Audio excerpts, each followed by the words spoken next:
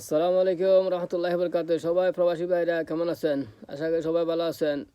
ভাই সবাই একটু জ্বর তুলেন। আমাদের দেশে যেরকম টিকিটের দাম বাড়ে গেছে, প্রবাসীরা কেমনে দেশে যাবে? ১,১২০০ টাকা বেতন বেতন বেতন পাইয়া কেমনে দেশে দেশে যাবে? ১,৮০,০০০ ৭০,০০০ সবাই জ্বর তুলেন। সবাই জ্বর তুলেন, এটা নিয়ে সবাই বিরুদ্ধে বিরুদ্ধে করেন, প্রতিবাদ করেন। আমরা কই যাবো? দেশের মধ্যে ছুটিতে গেলে ১,৮০,০০০ ৭০,০০০ টাকা দাম যাওয়ার টিকিটের দাম, এতটি আমরা কই পাবো? সবাই বলেন, সবাই উঠেন। এই পাকিস্তানের মধ্যে ৩০-৩৫,০০০ টিয়া, ২৫-২৬,০০০ টিয়া ইন্ডিয়ার মধ্যে, এরা যদি যেতে পারে আমরা কীরকম এরকম ১,৭০,০০০ টাকা বিমানের টিকিটের দাম দেবো? সবাই জ্বর তুলেন, সবাই প্রবাসীরা গিয়ে মাথা উঁচু করে দাঁড়ান। আমরা যদি না দাঁড়াই তাহলে আমাদের কিচ্ছু করার নেই। সবার থেকে উঠতে হবে, সবার থেকে মাথা উঁচু করে দাঁড়াতে হবে, নাহলে এরা সিন্ডিকেট ভাঙবে না। সিন্ডিকেট ভাঙতে হবে। সিন্ডিকেট যদি না ভাঙে আমরা দেশে টাকা লিমিটেড ছাড়াবো না।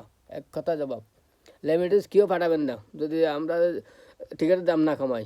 টিকিটের যদি দাম না কমে কেউ লিমিটেড পাঠাবেন না। আমার তাই অনুরোধ, সবাই লিমিটেড পাঠাবেন না। যতক্ষণ টিকিটের দাম কমে নাই অতক্ষণ কেউ পাঠাবেন না। বাস, সবাই ভালো থাকবেন। আমার আইডিতে সবাই ফলো দিবেন, সবাই কমেন্টে জানাবেন। যারা যারা আমার ভিডিওতে দেখছেন বেশি বেশি কমেন্টে জানাবেন, বেশি বেশি কমেন্টে জানাবেন।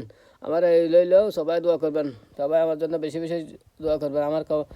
আমার ভিডিওতে যতটুকু গেছে সবাই বেশি বেশি শেয়ার করবেন এবং ফলো দিবেন। আসসালামু আলাইকুম রহমতুল্লাহি ওয়া বারাকাতুহু। সবাইকে অনেক অনেক ধন্যবাদ, অসংখ্য ধন্যবাদ।